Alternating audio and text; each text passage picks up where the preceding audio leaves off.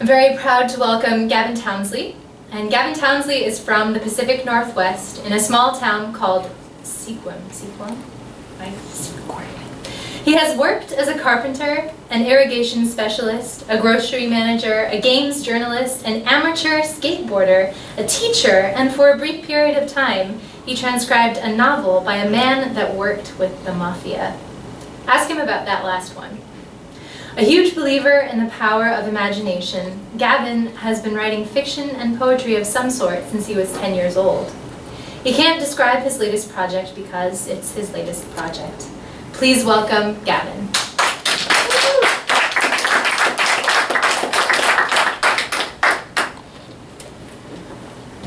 I gotta change that bio because the last line makes me think like I'm guarding some secret, and that's really just I have no fucking clue what I'm doing. This is from an October project called Dear John. Friday morning on his way out the door, John Brederick found an envelope tucked underneath his doormat. The white corner peeked out beneath the mat's bristly edge, and his newspaper sat neatly to the side, still rolled in a rubber band and a yellow plastic sack. John stared at them both, looked at his watch and then back at the paper. It was too early for the mail, he thought, but somebody had brought the paper up. The sidewalk down the driveway was covered in a thin film of snow, and John could see the prints where someone walked up to the house and back down to the street. At the edge of his driveway, a long smear of dark concrete remained where someone had slipped. John squatted down, tucked the paper under his arm, and gently pulled the envelope from under the mat with his finger and a thumb.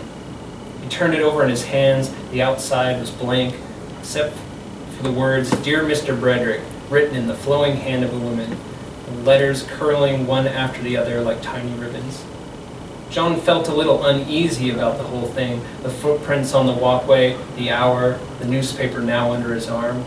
When was the last time someone had sent him a letter, and why hadn't they knocked?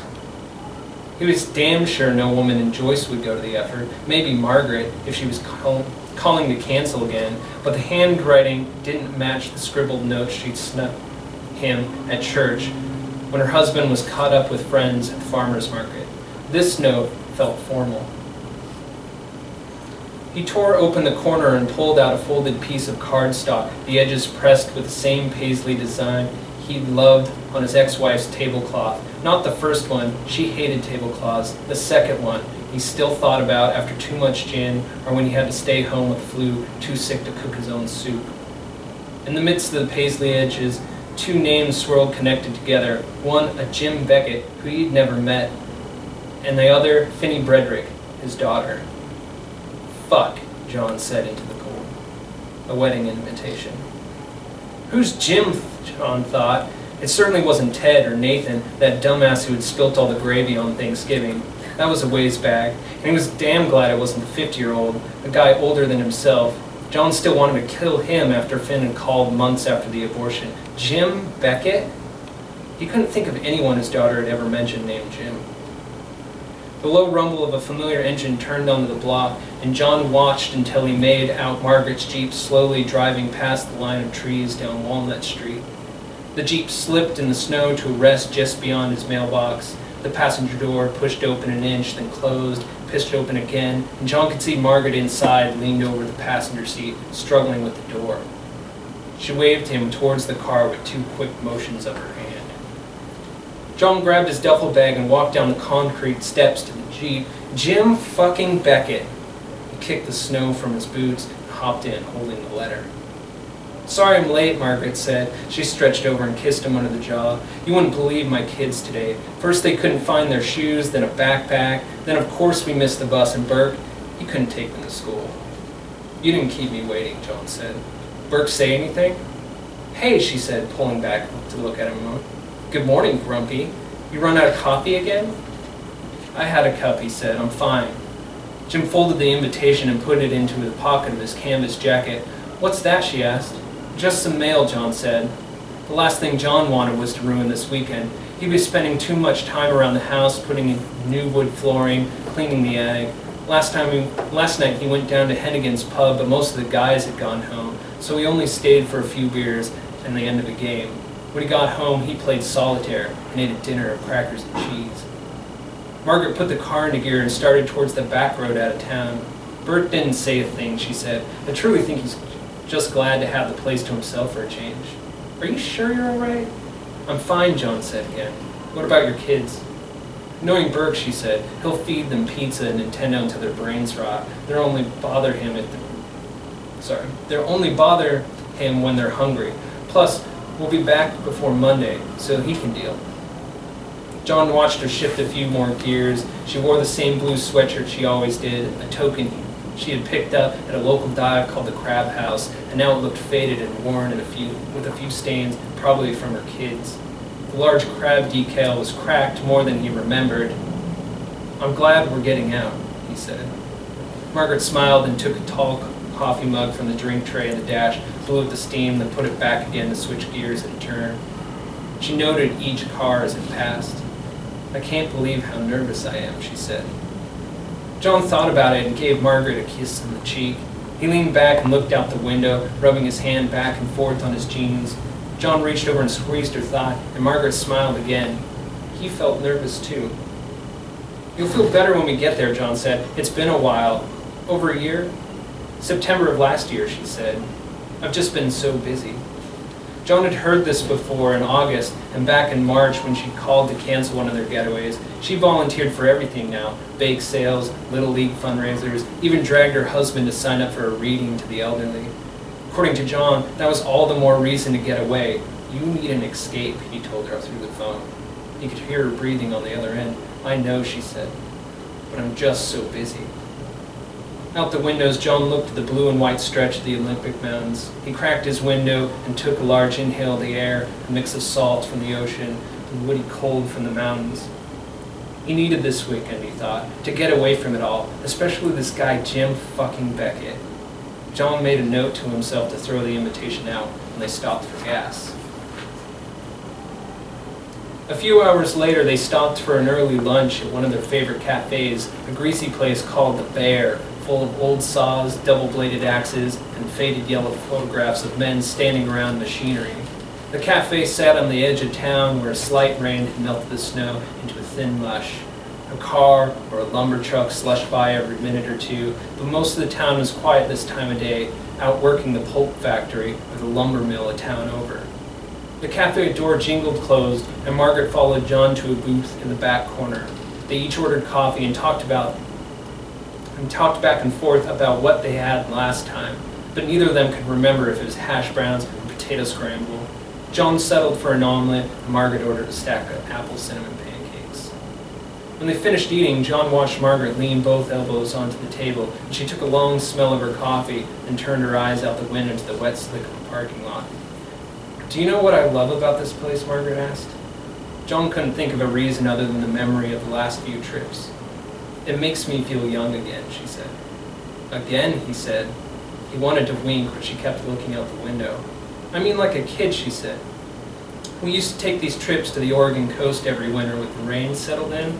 My pop would bundle up towels and thermoses with soup or hot cocoa in that trunk, and we'd drive out to the beach and play in the wet sand. He loved it more than in the summer.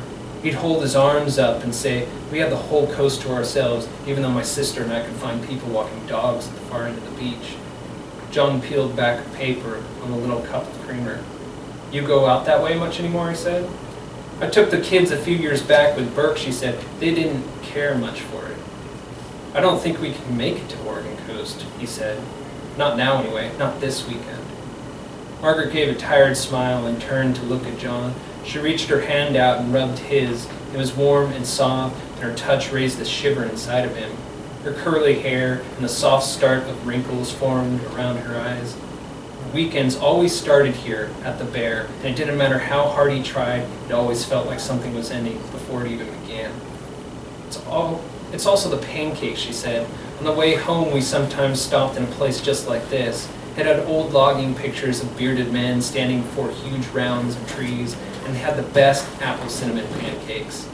I'd tell him how much I wanted him to make those pancakes for us. And sometimes he even tried. He baked the apples and sweetened them with sugar and cinnamon before turning the small slices into the pancake batter. When one finished, he put it on a plate in the warm oven so we could eat them 3 or 4 at a time. John wondered if he could make apple cinnamon pancakes. He knew his way around the skillet, but he wasn't sure if his pancakes were the same thing. "I've never made a pancake with fruit in my life," John admitted. "Really?" she said. "Not even for Finn?" John pulled his hands back. "You know the answer to that," he said. Margaret shook her head. "Sorry," she said, "I know the rules." John and her sat quietly looking at each other for a moment. Outside, the rain darkened. "I just wonder if things would be different," she said, "if you called her once in a while." "I know enough," he said. "Yeah," she said. "When's the last time you talked with her?" "She called a few months ago." "And? And what?" John didn't like where this was going. He took a long draw of his coffee, swallowed hard. "We talked, but I don't want to talk about it. Can't it just be us this weekend?" Margaret looked at him a moment, biting at the end of one of her blue-painted nails. "I'm sorry," she said. "You're right. I know the rules." John finished his coffee and agreed to meet Margaret in the car. He walked around the cash register, underneath a stuffed raccoon, to the men's room at the far end of the hall. John locked the door. He washed his face, took a long look at an older version of himself in the mirror. Margaret had this way of stirring things up inside him. When they first met at a grocery store up from the Crab House, John had more of a beard then, a scraggly thing with a touch of gray and red. Growing it out was the longest he stuck with anything other than a job and his second wife, and he felt like a larger man when he looked in the mirror. Margaret took one look at him and told him to shave it. "Shave that," she said, pointing from the other side of an onion display. "Yes, that."